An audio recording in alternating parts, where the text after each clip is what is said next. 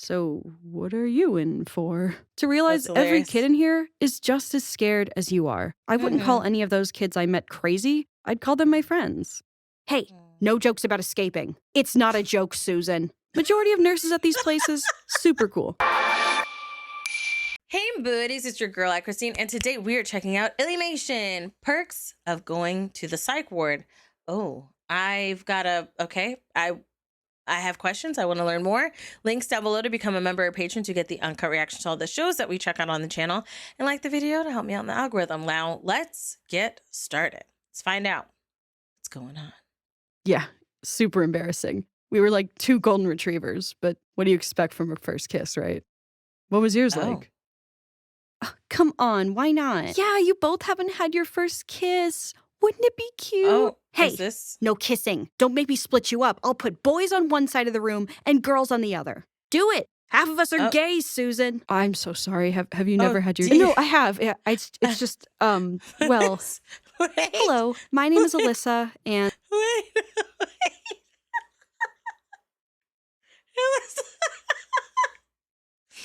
Okay, I just love that that execution. She's like, "Do it. Half of us are gay, Susan." Like, you know, your attempt at keeping us separate is not going to work because we don't even like the other sex. We like the same sex. You're just making it worse for yourself.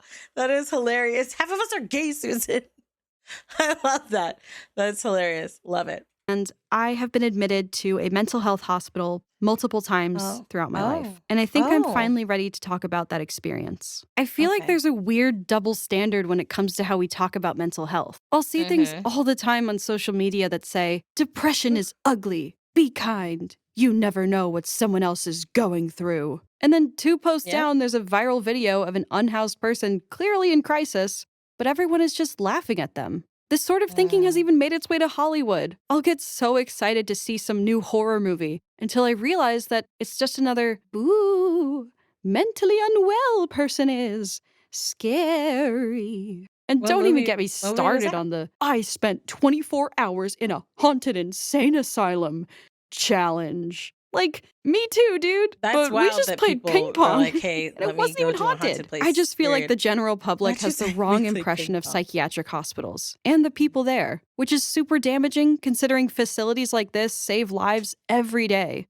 So I'm here to do my part to help fix it. A psychiatric hospital is slightly different from a regular hospital, the biggest difference being the reason you're admitted. There are 2 types of admission. The first is voluntary, which is where you go to the emergency room and say, hi, I don't feel safe. Can you please help me? And they go, oh, okay, good job coming here.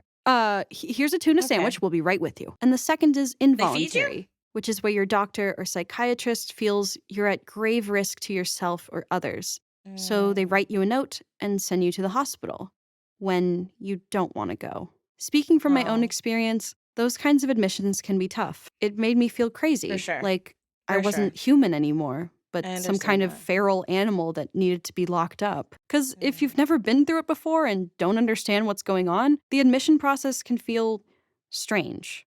So to help ease your anxiety, allow me to explain how my first involuntary admission went. I was only 13 going on 14 at the time, and I wasn't allowed to take much in with me. The hospital will usually collect things like your phone, your keys, and your wallet, and they'll hold on to them until you're discharged. I'm seeing you more know, bluey to keep it all stuff safe. And they won't let you in with certain clothing. Anything with drawstrings, shoelaces, metal accents, or wires, and they do this to keep you and everyone else in the hospital safe. But that doesn't leave you with much. So you end up in a hospital gown and grippy socks. But to be fair, these socks are the comfiest things I have ever worn in my entire life, and they last forever. So that's a perk. Like I said, I was pretty young back then. I had just started my first week of high school, and I was terrified of my classmates finding out that Alyssa was sent to an asylum. I wanted to be at the pep rallies and the football games, yet here I was on a Friday night, peeing in a cup, eating pizza that somehow tasted like nothing, laying on an indestructible bed, it was literally a giant eraser, and watching the same 2 episodes of Say Yes to the Dress Atlanta on TLC for 6 hours straight as I waited for a doctor to transfer me from the ER into the facility. So if I wasn't clinically troubled before, I definitely was now. Keep in mind, this admission was over 10 years ago. But my point is, here in the United States, mental health care still has a long way to go. It isn't Mm-hmm. taken seriously, so it isn't well funded. And because of that, the hospital I stayed in only Mm-hmm. had 10 beds. And I'm sure there are more Okay. than 10 people in crisis at any given moment. I'm Right, right, lucky there's right. even space for me to In complain America, and of live to tell the course, tale, because there's things way used to be more. a lot worse. Historically, what we know as insane asylums were not at all a place for those struggling with mental health to seek asylum or receive help. Instead, they were Mm. used as a place to discard and hide away whatever people your community, your family, or the police simply didn't like having around. I won't go into the Mm. details of how horrific conditions were back then, but I will Mm-hmm. tell you things didn't change until something called the moral treatment movement began. So, Okay. to reiterate, the scariest part about 24-hour abandoned insane asylum challenge is the lack of empathy a person would have to make visiting a historical site of systemic oppression about them and not the victims. And although Mm. conditions have improved immensely over the years, our attitudes obviously haven't. So again, the There's a scariest yeah. part about these hospitals will always be being the patient yourself. Mm-hmm. Especially with like lobotomies and the things, shock therapy, the stuff that they would do.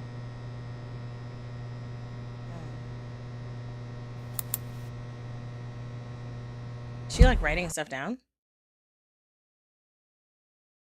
Okay, this looks actually Wait, kind of isn't there relaxing, supposed to kind be of a chill. doctor with like a big scary needle and then they throw me in a room with pillows and sedate me or something? Or the doctor with No. the If you have trouble sleeping, we can thing give on you their head. melatonin gummies. Oh, okay. No thanks. I'm good. Ugh, it's a little uncomfortable, but I guess I can. Oh. Whoa. Robot bed! Listen, if they had just explained to me I'd have my own little spot, an ensuite bathroom, a view Mm-hmm. of the city, and a knockoff Tempur-Pedic mattress to lull me to sleep every night, maybe I wouldn't have gotten so worked up about this place. Seriously, though, That's it was good that you just a could find hospital. comfort. And I got lucky, because the facility I went to was attached Mm. to a college. That meant more Oh, funding, nicer okay. facilities, better Great. food, not by much, but Mm-hmm. hey, they had mac and cheese. And I was even able to technically transfer through their school system and have my missing assignments sent to me. The only Oh, catch, though, that's good. was, uh, hello? Oh, hi! Oh, the Sorry, don't students. mind us. We're just Yeah, observing. students. Mm-hmm. You're observing? Yes, observing. We're psychology majors. Yeah, Oh, the students have to, when okay. it comes to like you're at So a teaching hospital, you're you'll just have to deal gonna with students. stand there and watch me like I'm a beta fish in a pet store cup? Ugh, Illy, get over yourself. How else do you expect them to learn? Oh, I don't know. Maybe by not taking notes on me as I go through one of the hardest times of my life? I was If it sent was here to behind like rediscover a my will to glass thing. live, not be the pitiful protagonist of someone's college essay. Like, they're already making me do macaroni art. The least they can do is let me Well, pick my pasta with dignity. But I digress. I don't know, it just hilarious. felt like a They have to weird learn. tourist attraction. The I students barely understand. talked to us, their professor only talked about us in front of Mm. us, and it was clear Oh, they were all that's weird. scared to get too close or make eye contact for too long. Like I Mm. said, mental health care and our attitudes still have a long way to go. And this was only my first day. I I was could kind informed of I'd be staying understand that there though. for at least a week, so I had to figure out how to keep busy, stay sane, and make sure I could get out. Do you think if we Mm. took one of their badges, they would notice? No, yeah, I doubt it. But you wouldn't get far because you need that key to get down the elevator. Ugh, figures. We'd have to plan an escape like those fish in Finding Nemo. Dude, I What? love that movie. Me too. Another thing I That's was so cute. terrified That's of cute. too was the other patients. I'll admit it, TV shows and movies had me expecting I'd be rooming with a teenage mutant ninja murderer. And of course, Oh all it wow. took was an Wow. awkward, "So, what are you in for?" To realize That's every kid hilarious. in here is just as scared as you are. I wouldn't call Mm-hmm. any of those kids I met crazy, I'd call them my friends. Hey, no jokes about escaping. It's not a joke, Susan. Majority of nurses at these places, super cool, super sweet, Poor absolute angels Susan. sent by God herself to restore Hilarious. my faith in humanity and slide me some Fritos from the vending machine when the hospital runs low on snacks. But I'll be Mm. honest, every now and then, you'll get a Susan. It's obvious she only took this job for a power trip. She'll talk down to you Mm. like a toddler. She'll Oh revoke your dear. TV privileges for not taking the aforementioned macaroni art assignment seriously. Meet me after group. As she Goodness. knows nothing of fine art. And if you're unlucky enough to have her assigned as your designated nurse for daily check ins, She'll say Mhm. things like, just choose happiness. I would if I could, Susan. I Right. would if I could. Thankfully, though, if this also happens to you, you can request a different nurse. Oh, I don't know. I wouldn't want to be a bother. You will request a different nurse. Look, Mm. normally I'm the last person You you'd need your ever mental expect health to advocate for themselves. to be But that good. just goes to show how some annoyances have a powerful way of trumping social anxiety. Because at the end of Mhm. the day, a bad nurse will tick you off, but a good Right. nurse will make all the difference. My new Right. nurse, who I'll just call Maria, was a Mhm. young woman, probably in her late 20s or early 30s. And what made Okay. her a great nurse was that she actually listened to and advocated for us. When we were Aw, feeling that's great. horrible and hopeless, we could cry it out with her, girl or Aw, guy, and she never judged us. When we missed an that's activity, good. she made sure to do everything in her power to get Look at that her. therapy dog to visit us for round 2. And if we Look at ever her. had to be admitted a second time, a third time, even a fourth, Maria would always be Mm, there with open arms. She that's never made you good. feel like a burden for needing help. She made Mm. you feel like a person again. So, Oh, if you're Maria. thinking about getting into this line of work, please Mm. take it from me. Don't Aw. be a Susan. Be a Maria. Eventually, my Yeah. week was up. I was discharged, given antidepressant medication to take and a therapist to check in with, and sent back to Mhm. school as if nothing ever happened. Though, to my surprise, people did notice my absence. Even people Okay. I rarely talked to asked where I was and if everything was okay. A Aw. girl I hadn't talked to since 5th grade baked me a Mhm. cake and brought it to my house while I was That is gone. so So again, sweet. speaking from experience, Hopefully the please cake's still believe good me when you when I get it tell back when you you, got back. people will care if you disappear one day. They will notice. They will miss you. More than you will ever know. Back then, I wasn't ready to talk about where I actually was, so instead I just told No, of people, course. oh yeah, I was really sick. It was pneumonia. I had it once when I This was makes really me think little, and I of guess it just Inuyasha. came back and got really Kagome. bad. I was in the hospital for like a week, but they had like a school program there, so It's that's why cool it how she's says I changing the background, transferred, but I didn't showing all the different really. people she had to tell the And story to. yeah, I felt bad lying to people, especially No, my don't feel friends, bad. but I Don't feel felt bad. worse knowing how they'd respond if I had told them the truth. Mhm. Being admitted to a You were psychiatric getting help, hospital became this shameful, dark and it's secret not their I hid business. within You me were for getting help. years. It Mhm. became a stain on my transcript I had to awkwardly explain to teachers and later professors. It was a disappointing checkbox to tick whenever I switched doctors and had to give them my medical history. But most of all, Mm. it was the growing fear of the look on other people's faces when I'd inevitably tell them, yeah, I went to one of those not too long ago. Which is why I was surprised and relieved to see how much things have changed since I was admitted over 10 years ago. I can't be the Mm. only one who's come across the TikToks of patients doing dance trends with their nurses, or talking about Oh what they yeah, I eat haven't in a seen that. day, and opening up about what these stigmatized facilities are actually like: the good, Mm. the Yeah, bad, I've and never the seen it. ugly. It's not an easy conversation to have, let alone Mhm. start. I really could have benefited from seeing positive posts like this when I was younger. I Oh definitely yeah. wouldn't have been so scared. And it was posts like these that ultimately gave me the courage to write this video, as well as Oh. to remember no one should feel ashamed for being sad and needing help. In Mhm. 2019, I was really going through it, to say the least. I was the Oh. new kid on YouTube, and some people in this vast community didn't Mhm. like that. They doubted my story, they questioned my success, and Mhm. they spread very harmful and serious rumors about me.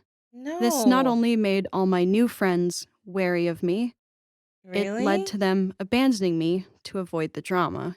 Because What? if anyone stood up for me, they would also become a target of gossip and eventually ostracized. What? By the time I heard what people were saying about I me, had no it idea. made me paranoid, anxious, and overall, it destroyed me from the inside out.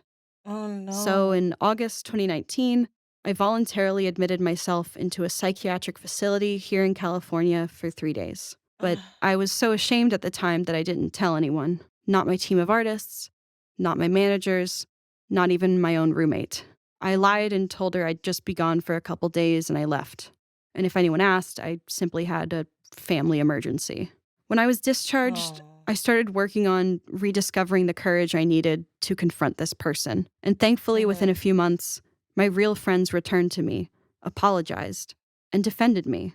We've since rebuilt Oh our friendships, goodness. and they're stronger than ever. And when I look back now, I'm so proud of my younger self for doing all Prayer that she mission. did. Because frankly, I Too wouldn't be much in alive prayer to tell you mission. this story had I not admitted myself that day. Boys. Oh Seeking help baby. doesn't make you a burden. It doesn't make you an attention seeker. You're not being overdramatic or too sensitive. What you're feeling is real. It's Mm-hmm. sad and it's scary. So please take it from me. If I can do it, I know you can too. Mm-hmm. Thank you for watching this video. Please check out the helpful links below in the description. And as always, stay safe. I applaud her for continuously being brave, you know? This isn't the first time she's been brave and she's been honest about the things that she's gone through.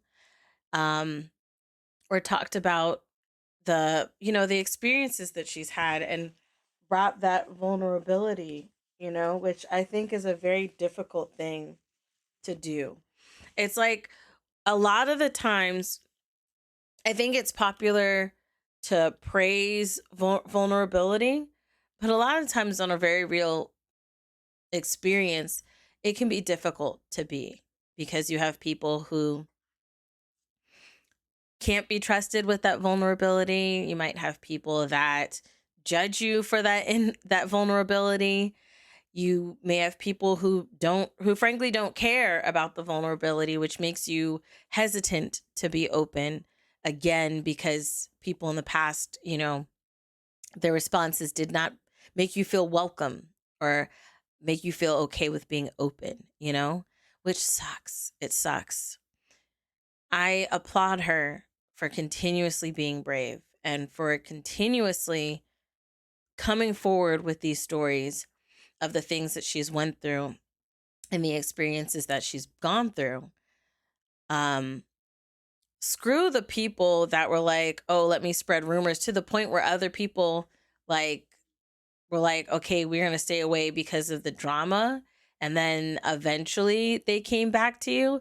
Like, they're your friends. I ain't gonna talk bad about your friends, but that I feel like that's messed up. I feel like in situations, it's funny because I was thinking about this today. The aspect of I've been in situations where people have spread rumors and people believe the rumors, and it's given me PTSD about situations, and I feel like that's why I am extremely over vigilant or hyper vigilant when it comes to conversations, and that my anxiety is like thrown to the wind because of this, but. And so I understand it, right? Um, I do feel like it sucks, and I understand that feeling, right? And I know someone, especially recently, who went through something similar, where it was the narrative somebody had, they ran with this narrative, and then just assumed that that was the truth and didn't question it, and spread that narrative that they have, created, and other people believed it and other people were a part of it, or other people that you were like, okay, we're friends, we know each other, and then they turn away, which really shows the character of somebody. When you learn something about someone, instead of just accepting it as the truth, why don't you talk to the person? Okay, talk to them before you make the decision to decide to not be someone's friend or to turn away or to abandon them. Talk to them and listen to them. Don't just go there just to say, oh, you know what, we're not going to be friends anymore because this person said ABCXYZ, so deuces, you're out of my life. Because that's wild. That is wild. That's highly immature. That's honestly a huge sign of immaturity when you just abandon someone just because of something someone said. Someone you're a friend of, right? You're a friend to, and you just abandon them because somebody else told you something. That is highly immature. We need to start taking time to listen to people and not just run away with narratives that someone has told us. Question these things, discuss these things, try to understand these things. Um, if you are someone that needs help, get help. Don't be ashamed for getting help. Don't be ashamed for reaching out, for trying to talk to somebody. It can suck. Things can get really, really hard. And I understand that sentiment of feeling immensely alone. But I promise you, you are not alone. You are not the only one that is going through this situation. You don't have to feel like, and that's not to diminish your experience. That is to encourage you to know that there are others who know exactly how you feel and can relate to how you feel. And in that, you can find encouragement. Reach out, go get help. If you're like, okay, you're sitting here, you're feeling like no one's there for you, no one can help you, go out and find people. Go out and seek help. I know it's difficult. I know it's difficult. If you're like, you're in your space, you're like, I feel alone. I don't feel like nobody cares. Why would I try to find people who do care? Listen, I understand. But you deserve happiness. You deserve love. You deserve self-love. You deserve grace. You deserve mercy. You deserve to be able to look in the mirror and be your reason.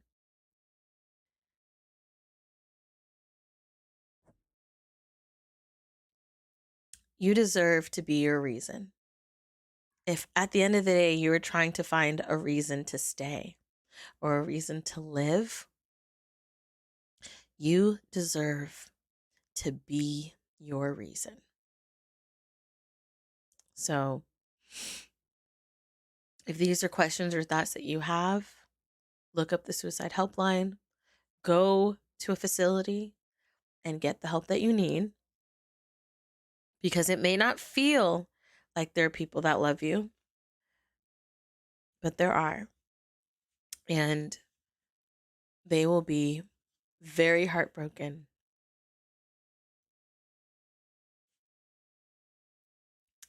very heartbroken. So take care of yourself, okay?